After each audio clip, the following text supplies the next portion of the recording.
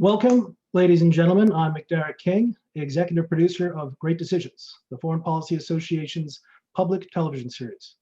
I'm pleased to introduce our panelists for the launch of The Telegram, a Foreign Policy Association report examining a fresh China agenda for the Biden administration, written by FPA Fellow Sarwar Kashmeri. We're privileged to have as a host Mr. Ryan Haas of the Brookings Institution. He served as Director of China, Mongolia, and Taiwan policy on President Obama's National Security Council.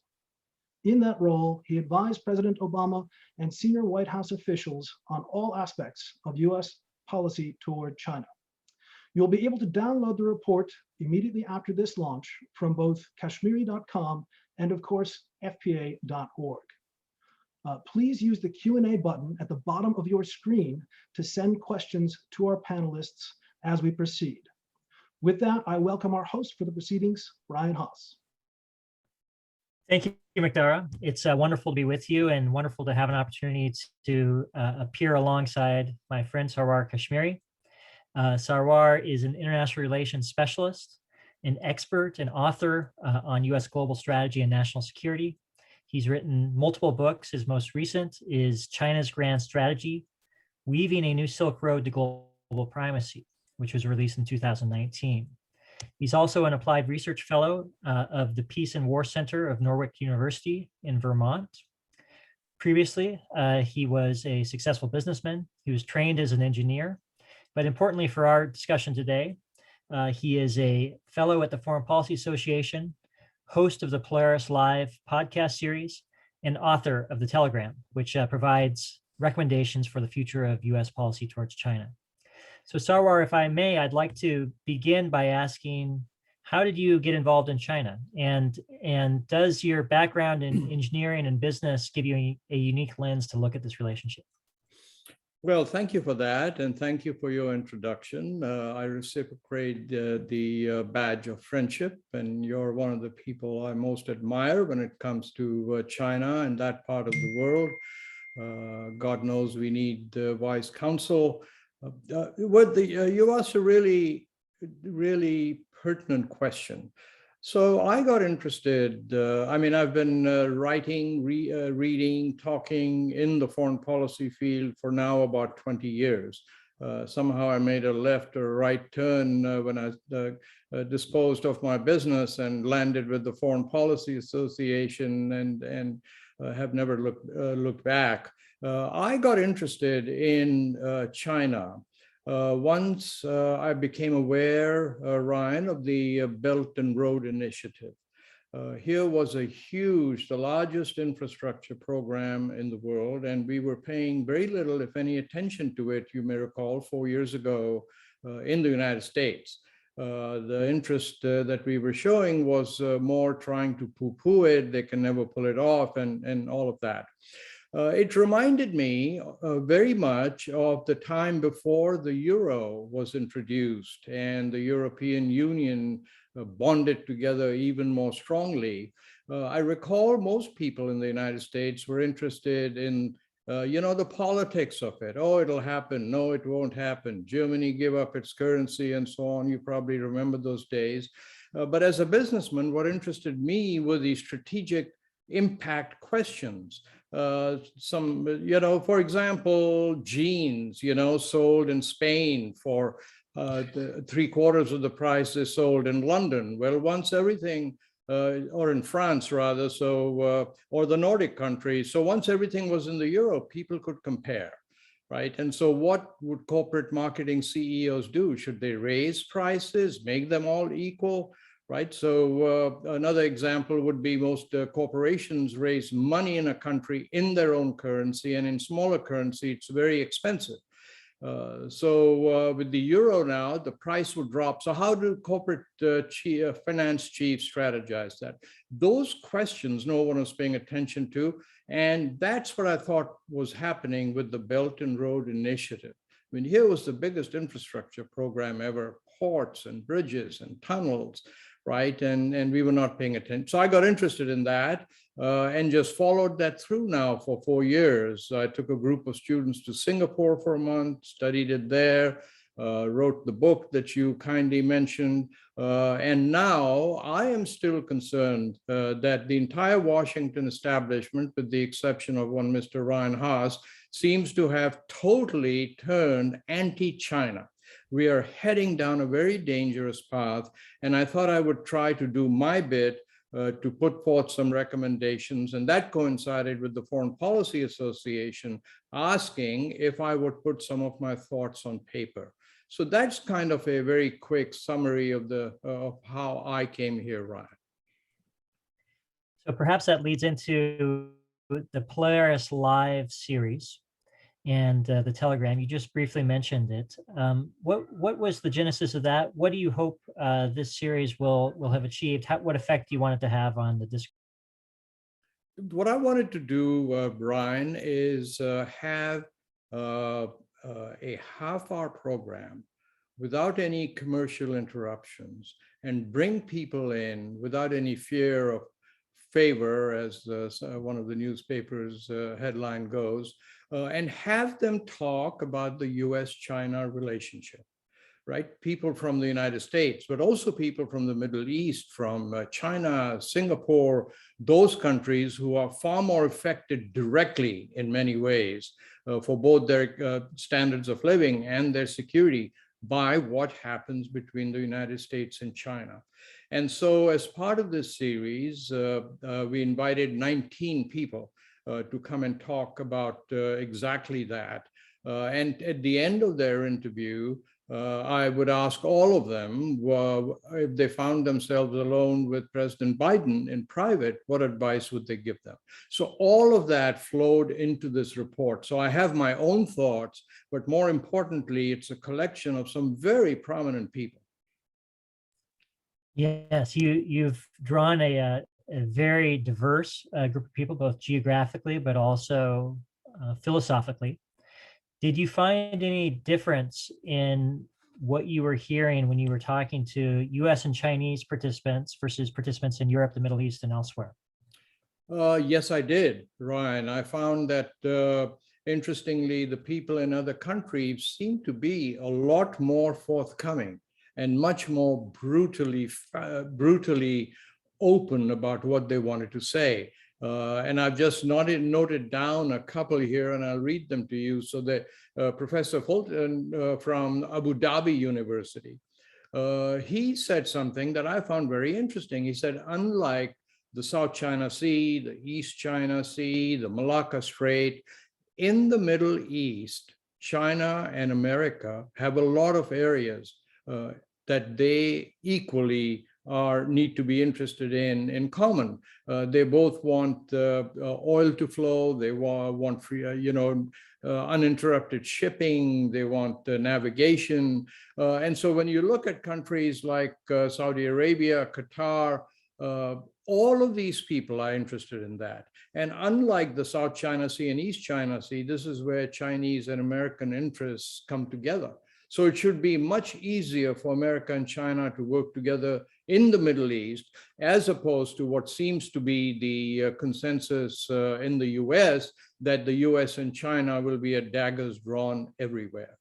Another comment which I made a note of here is by one of Europe's most distinguished statesmen and diplomats, Ed Cronenberg, who actually was in charge of foreign policy in the Netherlands, was the ambassador from Netherlands to China. And here's some of what he said. He said, the US should realize and accept that China is an equal partner. China is irritated, but not impressed by threats. Get used to that and work with China. And one of the points that he made at the large G7 conference earlier this year was invite China to the G7. Show them that you want to work with them. So gives you some idea as opposed to what we hear every day from our China establishment, which is we need to take them on, we need to stop them, blowing in the wind, kind of.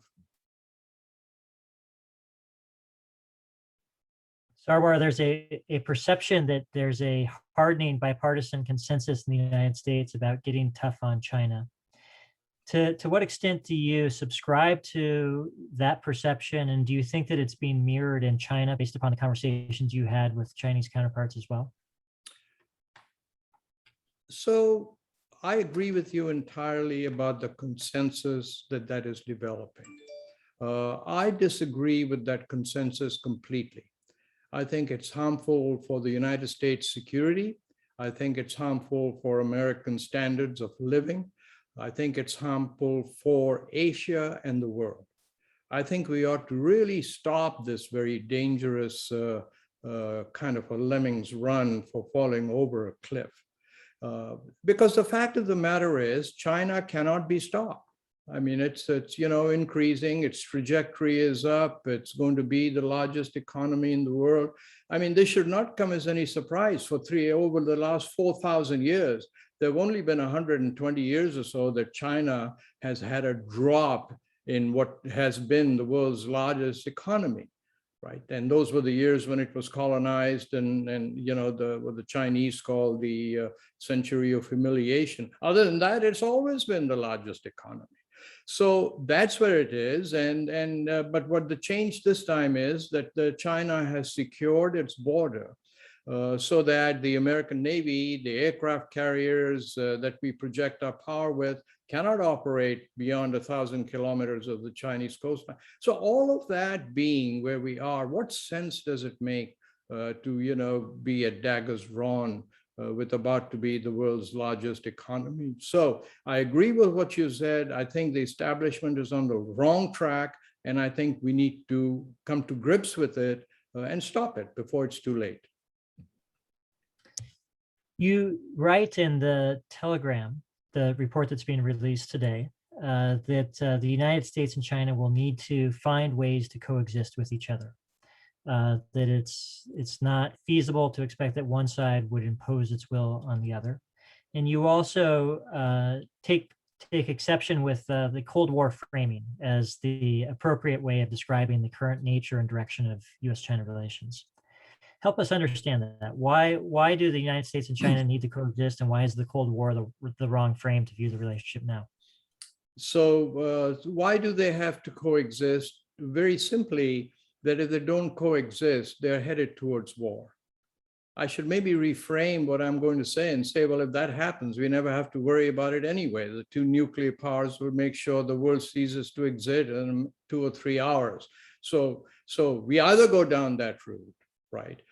We can't invade China. We can't really exercise our military muscle there, so we can't go that route.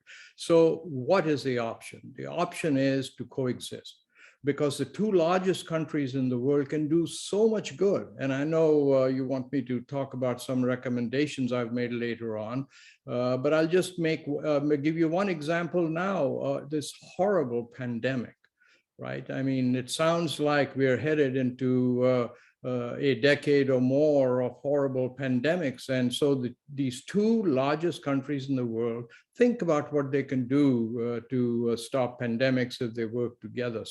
But I'll save those for later, my recommendations. On the question of the Cold War, it's a huge mistake, in my opinion, to come up with this idea of a Cold War, because the Cold War was invented by a brilliant American diplomat for the Soviet Union. And the Soviet Union, in the fabulous phrase that the late Senator John McCain always used to be a bankrupt gas station. He used it for Russia, which follows a bankrupt gas station. So the amount of, for example, the amount of trade America does with China in one day exceeds the amount of trade we did with Russia in the best year of trading. It's a huge difference. Russia was, the Soviet Union was never an industrial power. China is eyeball to eyeball with us as an industrial power. The Soviet economy was weak. So with all of that, it was only a matter of time that China or the Soviet Union would collapse. And so the idea from the containment came about. Let's not go to war. Let's not waste bullets. let's wait them out, let's contain them. They'll collapse of their own accord. It took 30 years, right, Ryan? But the Soviet Union collapsed without firing a shot. China is not that. Can't control China. There's no way to control China. All this business of we are going to stop them, won't happen on my watch, and so on. It's hallucination.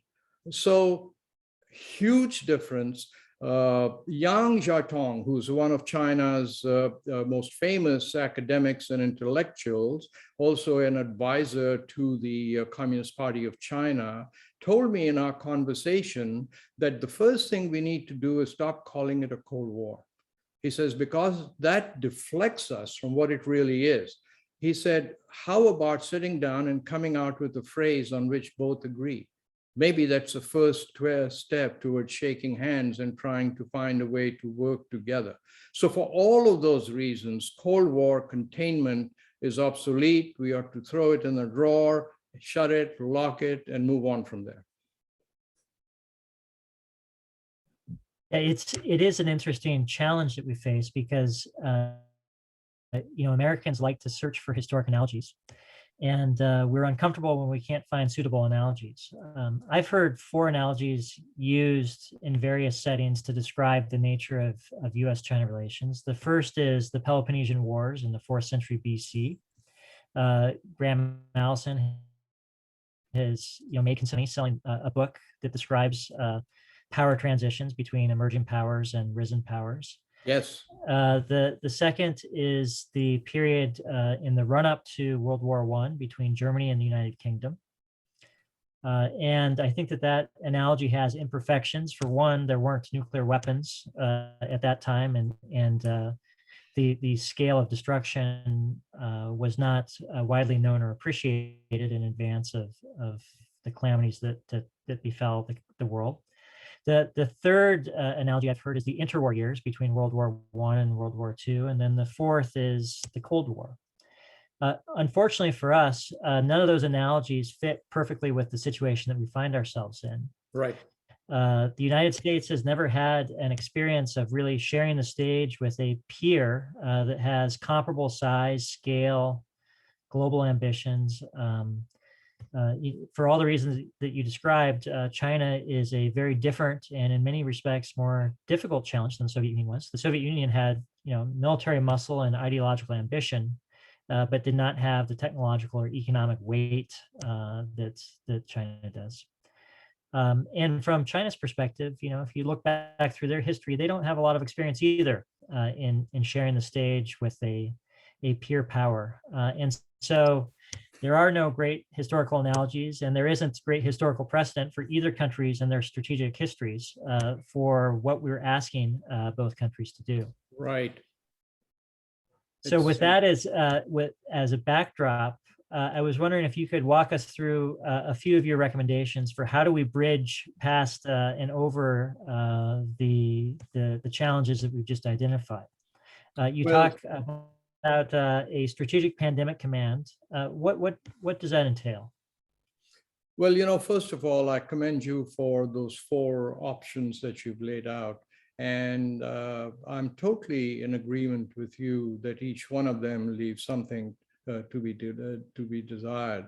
Graham Allison, I hate because he sells more books than I do, but other than that, he is really a brilliant thinker and conceptualist and so on.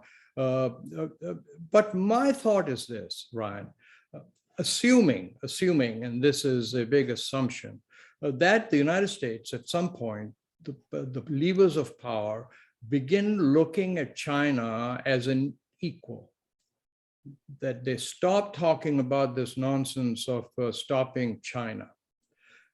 I am constantly perplexed, by the way, at how lacking in confidence sometimes China is, right? I mean, they seem to kind of jump off the chair as soon as someone makes a slight criticism of somebody. At least that's my impression. And I don't know why that should be. I mean, here's a country that's raised 900 billion people from poverty to lower middle class, in 40 years, is doing all, built what, 500 cities in 2 generations? So I don't understand why. But having said that, I think, if I may use, even though they're 3,000, 4,000 years old, I think America is in many ways a more mature country in handling someone else. And that's why I thought, as my recommendations, I would say, let's take the small things and put them aside for now. Let's focus on some big projects where the two people can make a difference, they can sink into it. And one of the thoughts I had, and it's leveraged off the Strategic Air Command, which was, as you know, the Air Force's command, where always had bombers in the air. So if the Soviet Union attacked America, without warning, we'd be able to retaliate. And that was my thought. Why not a strategic pandemic command, right? We have COVAX, the UN, the agency where the people now voluntarily put vaccines in, which are going to be distributed worldwide. Well, why not build on that and make a huge command financed by China, America, invite any other country that wants to join in, India, Japan, Australia, and set up something so that at the first sign of a pandemic, they go attack it, analyze it, and hope and try to get rid of it from the earth. It's a big enough project, will take some time to put together, and that'll keep minds busy, for a while. I thought this was an ancillary benefit to it too, Ryan, and you have more experience here than I do. America has a lot of experience in handling pandemics. The Ebola pandemic, the 101st Airborne flew in a whole field hospital and set it up in a matter of weeks and did an enormous job. The Chinese are now the biggest contributors to the peacekeeping forces and other international organizations. They could learn something. Maybe this could turn into a military to military connection, which we've been trying to do for some time, but hasn't worked. So that was one thought I had. And then, the command, the other one, which surprised a lot of people when they first heard of it, is this massive infrastructure project, the Belt and Road Initiatives, right? Tunnels, bridges, and so on. America should join China in adopting the Belt and Road Initiative tailored for America's use. A country that in 3 years has used more concrete than the United States did in the entire 20th century, that builds hotels in 19 days, that dismantles and puts up bridges in weeks, that has more high-speed trains in 20 years than the rest of the world put together. Hey, we need these guys. So let's take Wall Street money. There's a lot of infrastructure funds that have been set up. Let's take American workers. Let's put together a deal. Now, there's something to think about, I believe, because this is the BRI, the Belt and Road Initiative, as you know, Ryan, is the pearl in the eye of President Xi, right? This is his project. It's now in the Chinese Constitution. Think of what he would say, oh, we knew the Americans would come, and by the same token, we get our infrastructure built. I can talk more about that and funding and so on if you'd like me to, but those are two big projects that I would propose. And how would you respond to people who express wariness? This came up in one of our questions about whether or not we can trust China on these endeavors. In other words, will China reap all the gains and not make its own contributions? Will it conceal evidence, as it appears to have done in the opening weeks of the spread of COVID-19 in Wuhan? How is it possible for the United States to trust China as a partner in confronting these challenges? That's a really good question. I suspect in the same way that the Chinese will have to learn to trust us. Right. So if you take the COVID, let's just take that. There's no question in my mind that it started somewhere in Wuhan. I just strongly believe that. I also believe that China tried to cover it up initially. And that came back very quickly to bite them when they realized what this animal really was. And so from that point on, you'll recall that they sat in, they broke the genetic code, they did all the analysis. As soon as they had the foundation, what did they do? They turned it around and gave it to the rest of the world. So yes, at the time they were trying to hide it, it took some time, but they learned very quickly that that's not the way you can handle these huge pandemics. So yes, I mean, there is some trust that will need to be established, right? But I think the benefits so outweigh the impediments that we need to give it a shot. I think the Chinese will trust us as much as we trust them. Because maybe you should correct me on this, but I don't see any evidence that China wants to spread its ideology. I don't see any evidence that China wants to develop a global military so it can have 600 bases as we do, right? The US has 600 bases. How many do the Chinese have? None. They have a small port in Djibouti next to the Japanese, American, French ports. So I just think that we need to grow up, trust them as much as they'll trust us. And another proposal that you put forward in your report relates to Pakistan. Can you walk us through this idea?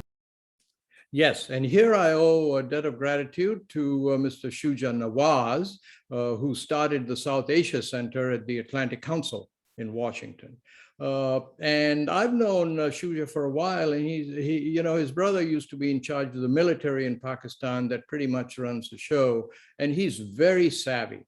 And so we were talking about this very point that you raised, Ryan. And he said, Pakistan is the marquee project for the Belt and Road Initiative. $49 or more billion is going to be invested in it. So one of their investments, about $400 million worth, is to take a tiny fishing village and make it into this gleaming port of Gwadar on the Arabian Sea.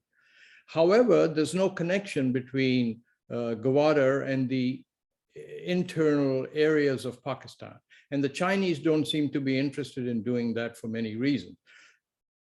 Shuja said, why not, instead of just taking shots at the BRI, why not see if America can pick up this project and create that road, which will triple the advantages of this port that China is building. Now, China and Pakistan are already trying to work out the semantics, the details of such a venture with American money. So here's something that we could do. Most people don't know this, but there's a lot of goodwill in Pakistan, even though animosity was created when America used Pakistan as a waypoint to fight the war in Afghanistan. But the first atomic reactor training ground facility was built by America in Pakistan. There are a lot of schools which America's built in Pakistan. Weaponry, the Chinese have a great deal of admiration for American training and for American arms. The military thinks it's of a higher caliber than that they get from China. So there are areas that we can get into if we focus and enter into discussions with Pakistan. And that's where I was coming from on it. And it just seems so reasonable, as opposed to, just saying, oh, we'll compete with China, we'll have our own Belt and Road Initiative. Well, it's pipe dreams, right? We don't have money to feed poor people. I mean, here we're going to go around competing with the $1 trillion Belt and Road. So that's what I wanted to indicate as far as Pakistan is concerned. Sarwar, another suggestion that you make is that the United States is not playing to its strengths, and that it should orient its approach to China in a way that allows it to play to its own strengths. What do you think America's strengths are in our competition with China, and how can we better harness them? Gosh, as a better poet than I said, let me count the ways. So, let's just take the financial institutions in America. There's a huge reason that China is after all the Goldman Sachs and Morgans of the world to come to China and join them in joint enterprises. Right? They don't have the financial technique, the expertise to run a large system. This is a huge strength of America. It's why the dollar will for quite a while remain, I believe, the trade currency of the world. So what can we do with that? How can we leverage it? That's a strength. But to me, the greatest strength, and I owe this as an eye-opener to the prior foreign minister of Singapore, what I'm about to explain. He said in a private call that I was on, that what America should never forget, that it can troll the world for its talent. He said, think about the NASA control room during the rover Mars mission, right? Remember this mission some weeks ago where we had a drone helicopter after flying for months. We actually directed this thing to fly on the Martian atmosphere. Well, the project leader there was the lady from Myanmar. There were two people there from India. There was a person from Nigeria, right? And he said, the foreign minister, he said, have you ever seen the Chinese mission control on television? He said, do you see anything other than Chinese? He said, so China may have 1.5 billion people. America trolls the world 7 billion people that it chooses its talent from. And it's such an effective way to say that that's one of the huge American strengths. It's people from all over the world, they come here, make it, they help America, become Americans. I don't include myself. I have a lot of handicaps, so I had the negatives, but think about that for a moment. And so that's part of what I wanted to say. But I think this idea of talent, being able to troll through the world, 7 billion people versus China through its own 1.3 billion or whatnot, it's a dream of an idea, and we should push it. And if you were, president for the day, how would you change America's system to enable us to better attract talent from around the world? What are we missing? What are we lacking now that we could improve? I would, upon graduation, put a green card in the pockets of all those people who've gotten their PhDs and master's degrees in all these areas that are going to drive the economy of the future, right? The artificial intelligence, 5 and 6G, all of those robotics, all of those construction and manufacturing methodology. Anyone graduating, I would put a green card in it and I'd say, welcome. That's what I would do. Well, you would have my vote for that. Hey, that sounds very promising. It's, but I mean, do you agree that this idea of talent from all over the world is something that America alone, I believe, has? I agree entirely. I think that it's one of America's unique strengths and one of our comparative advantages in our competition with China. And frankly, that's why I've grown so concerned by this bout of xenophobia and racism, particularly directed at Asian Americans in the past year. And we have a pattern in the United States when there is rising nationalism and intensifying competition with other countries. Racism often accompanies it. We saw this, with the Germans. We saw it with the Japanese. We saw it with the Soviets. We saw it after 9/11 with Muslim Americans, and I'm sad to say that we appear to be seeing elements of it now. And I hope that by raising awareness and having discussions about these things, that we can try to break this cycle, because it's so absolutely fundamentally important for the United States to be able to continue attracting the best and brightest minds from around the world. A lot of the best talent, engineering talent in the world is in the United States and China. And a lot of the leading artificial intelligence researchers in the United States start out in China, come to America, get their PhDs, and choose to stay in the United States and continue to do their research and applied research. And it's been just rocket fuel for the United States research community. I would hate to see those people choosing to leave the United States rather than applying their talents and skills and ambitions inside the United States. So I absolutely agree with you, Sarwar. I'm so happy to hear you say that. It's really It really is. And I might just ask you one other question, and then I want to ask you about my report. Then the question I have is, why have we reached the stage where the establishment, or most of the China establishment, is so hell-bent on crossing swords with China, containing it? I mean, what the heck has happened to American confidence? And I think about the moonshot. Yeah, I was in aerospace engineering school when President Kennedy said, we're going to go to the moon this decade. And we all looked around and said, what? We don't have the materials, we don't have the computers, we don't have the navigation skills, the manufacturing skill. How the heck are we going to go there?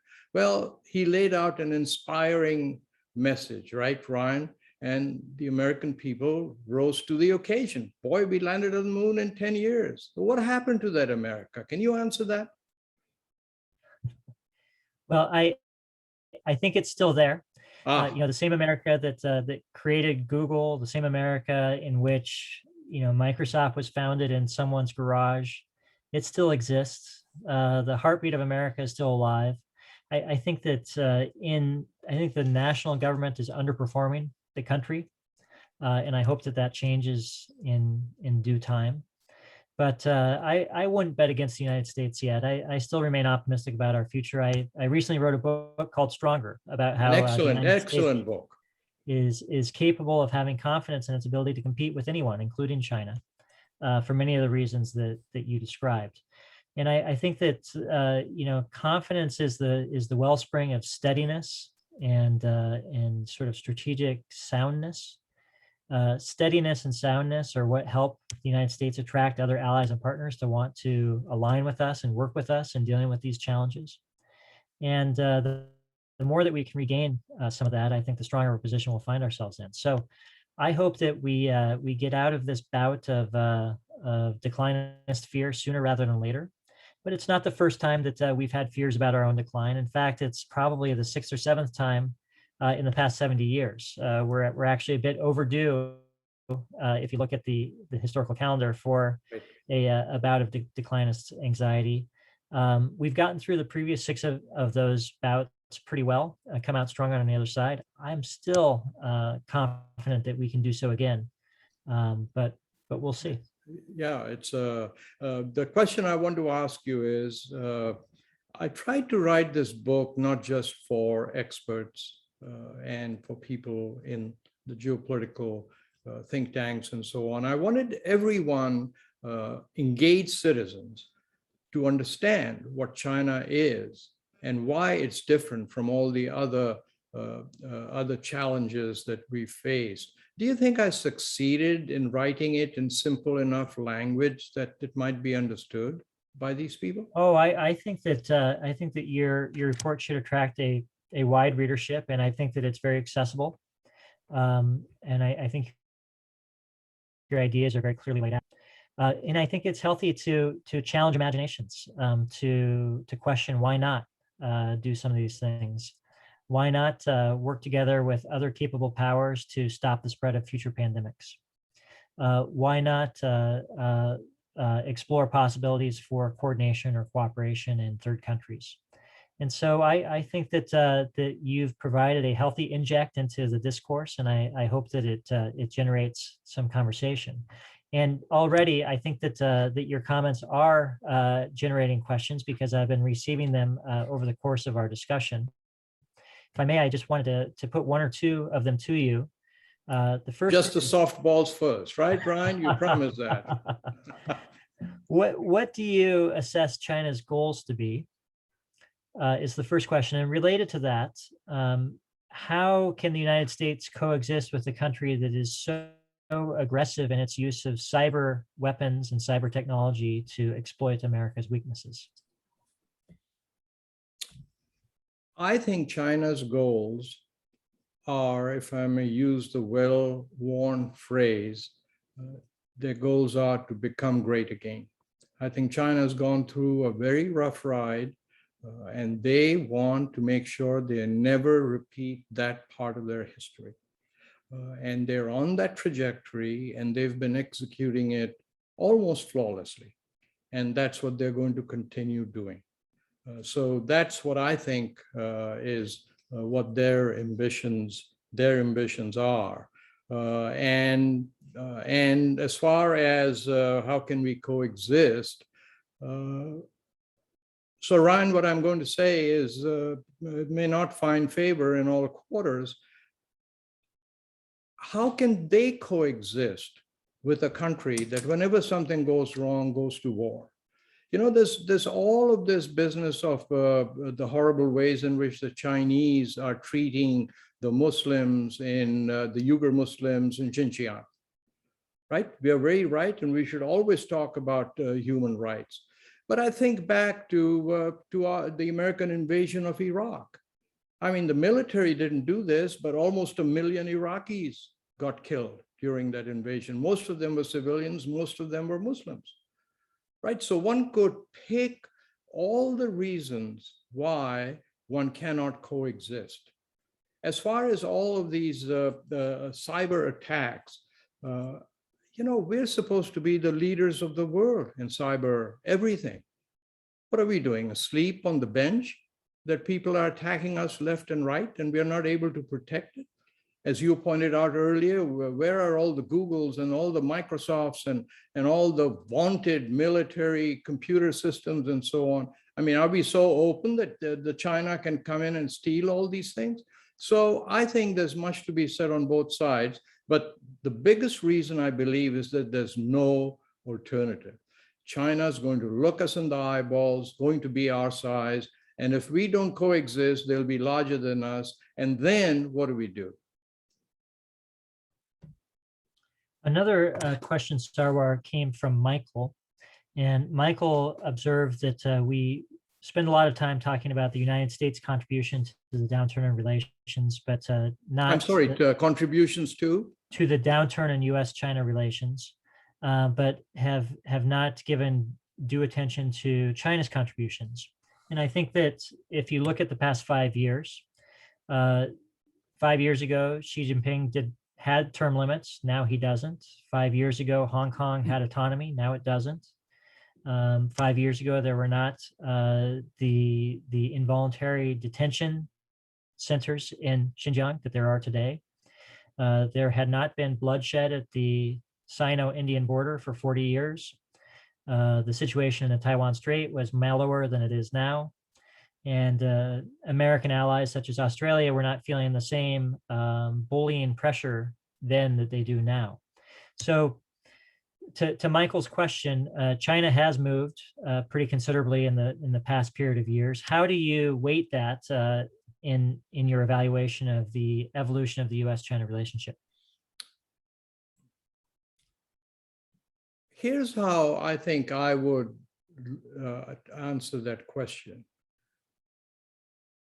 I would say that China is not doing anything that other powers, as they assumed greatness or predominance in the world, have not done.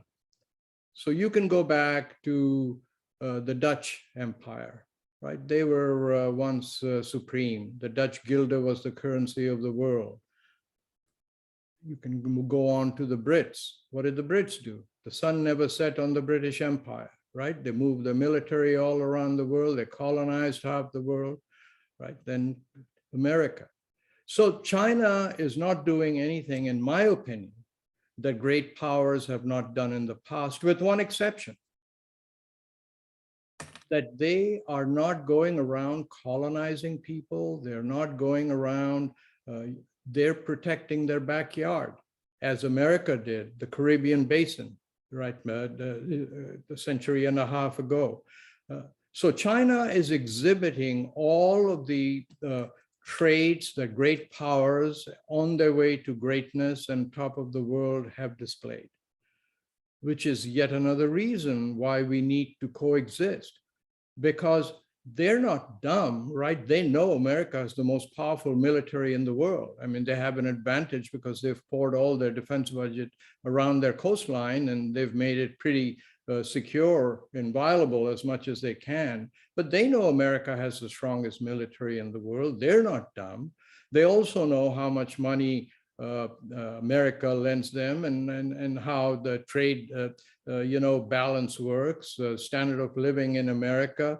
They probably read the Wall Street Journal. I remember 2 years ago, Ryan or so, they editorialized that China has done more for inflation in America than the Federal Reserve. This is the Wall Street Journal.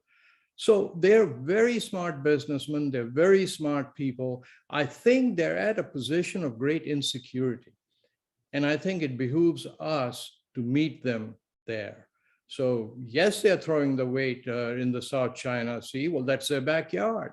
75% of China's incoming and outgoing trade goes through the Malacca Strait, which feeds into the South China Sea. At any given time, American carriers could block that choke point, as the Navy likes to call it. So given those circumstances, are they not going to say, hey, we run the show here, you can run the show in your area? So, I mean, I'm sorry that this is not the kind of answer that one reads about, but that's what I believe. So that's what we are going to have to deal with. And that's why we need to start thinking about this and start coexisting. There is no other choice, I guess, is what I'm saying. Only China can make China collapse, not the US.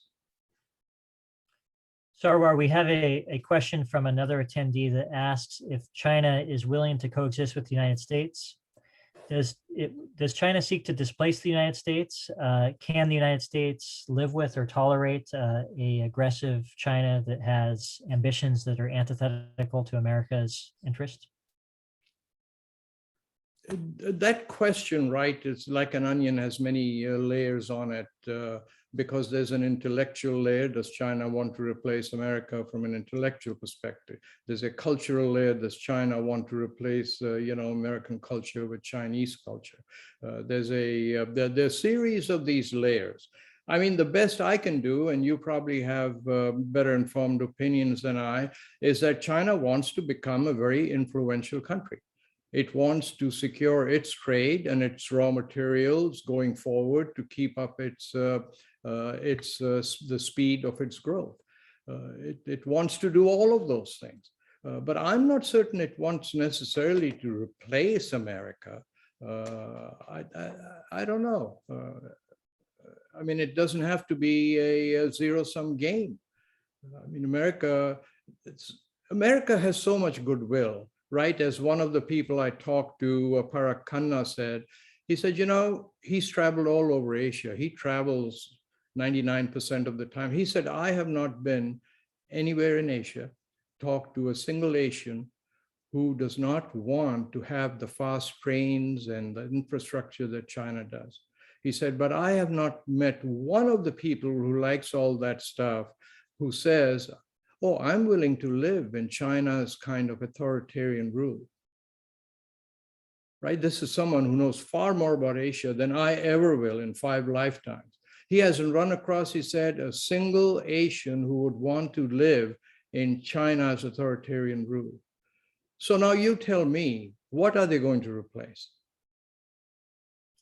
Yeah, I mean, I think that the idea of a China model has very little attraction. Particularly to those who know it best, including ethnic Chinese societies in Taiwan and Singapore and Hong Kong. So I don't spend a lot of time at night worrying that others will want to emulate and adopt China's governance model. But there are many people who worry about other countries feeling the pull of China's power and adopting some of their practices, including on surveillance technology, and aggressive, active efforts to suppress dissent and constrain freedom of speech. And this is a topic that comes up often in Washington, especially, a concern that China's practices for social control could become more normalized as time goes by. Yes, and I totally agree with what you've just said, but I'll go back to my refrain that I think there is still remnants of enormous goodwill for America around the world. You just talk to people and you find that out. And Therefore, for more than one reason, it behooves us to look reality in the face and engage with China. That doesn't mean engage and give up stuff and engage with weakness. Engage with strength, but not walk away, right? As we did with the Trans-Pacific Partnership and left it to China and others. We need to engage. We need to be part of the world. And I just don't think that China will succeed in doing all those things if we are.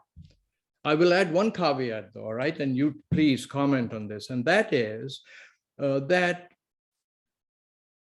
is there a middle ground between democracy and authoritarianism that some of the Asian countries, especially in Central Asian countries, might choose?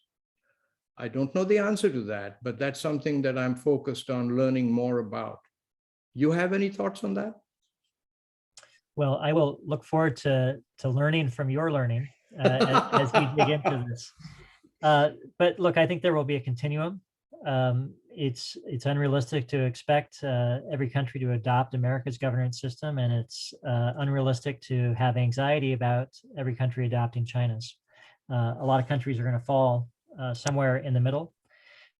I think that ultimately the competition between the United States and China is a competition over which governance system is more capable of unlocking the talents of its people, of unleashing innovation, and of coming up with solutions to the problems that both of our societies and the world confront.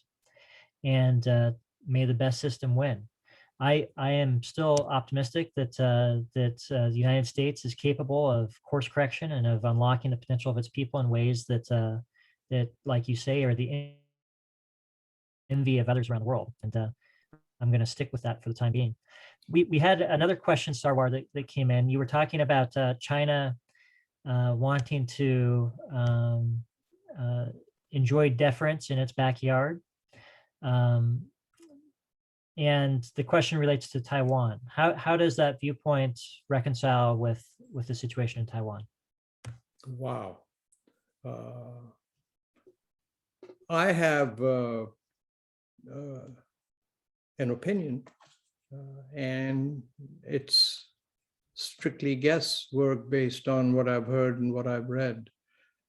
My feeling is, Ryan, that if Taiwan were to ever say that it's going to become an independent country, that China would invade, because it considers Taiwan, rightly or wrongly, to be an integral part of China.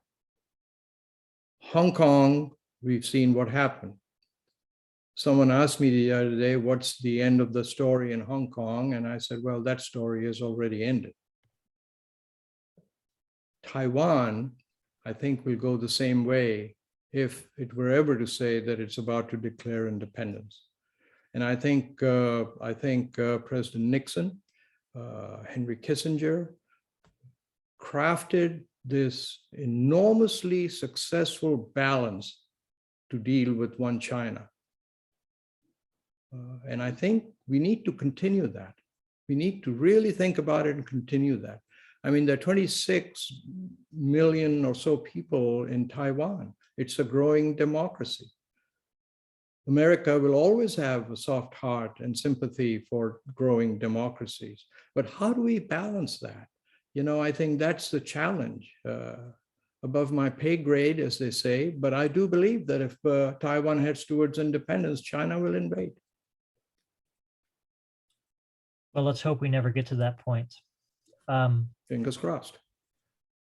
We have a question from Nasir. What would you consider to be the top 3 priorities for US-China cooperation? And he or she also asked, typically national leaders spend most of their time on domestic issues. That is the case in the United States. Do you think that's the case in China as well?